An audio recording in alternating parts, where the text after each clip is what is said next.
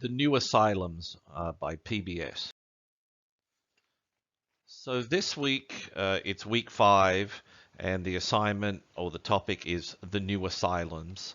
This is a documentary by PBS Frontline. It looks at mentally ill people in prisons and jails. There's 2 parts to the documentary. We'll watch the other part later in the semester. And the title of the second part, the follow-up, is called The Release, because it follows the inmates in this video over time and tracks what happens to a number of them after they are released from prison.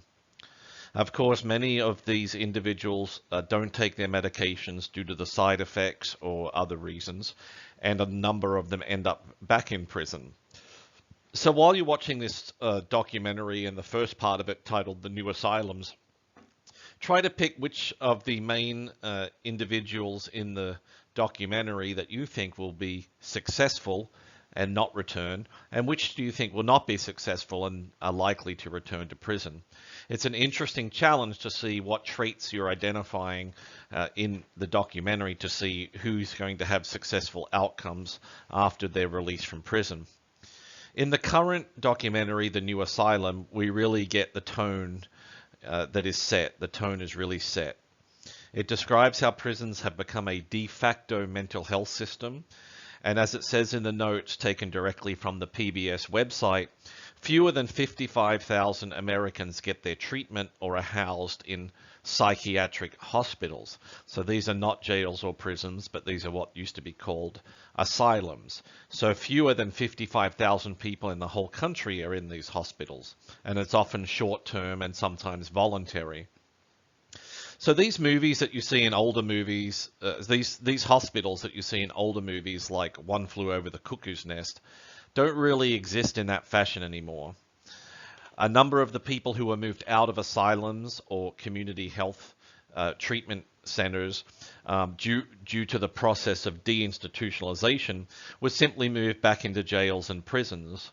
So in contrast to the 55,000 that are in psychiatric hospitals, we now have over 500,000 mentally ill men and women who reside in our jails and prisons. And that is the primary source where they get their mental health treatment and care. So the question, and one that I want you to consider while you watch The New Asylums, is have our jails and prisons become the new asylums?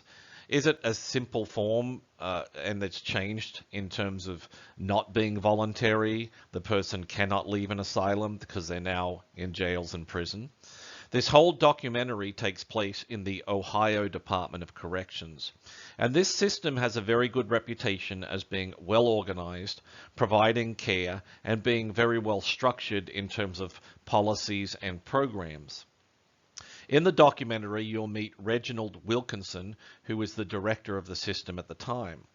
And he says that in addition to being the director of the Department of Corrections, which means he has to deal with safety and security issues, he says, I have become a de facto director of a major mental health system. So he has 2 parallel, though often sometimes conflicting roles, because sometimes mental health requires giving inmates a break, giving them an extra chance, being patient, understanding their mental health symptoms, their needs, and offering compassion. But also happening within the context of corrections, which means there's an overriding need for safety and security, not just for the staff who work in these prisons and jails, but also for the inmates themselves, and of course for society once these inmates are released. So people who direct these systems often have parallel, though conflicting, roles in terms of what they are asked to do. This is a great documentary because you'll see a bunch of different perspectives. You'll see crisis wards where inmates experience psychotic breakdowns.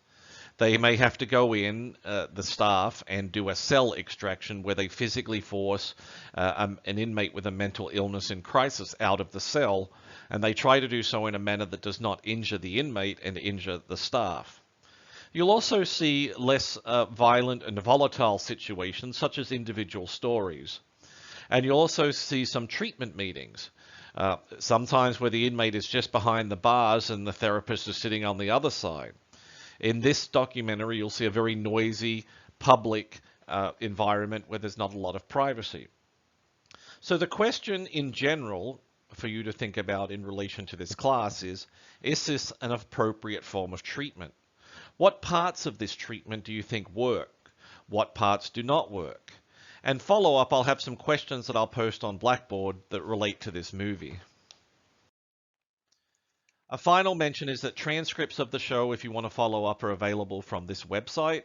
And the website also contains a lot of information related to the documentary itself.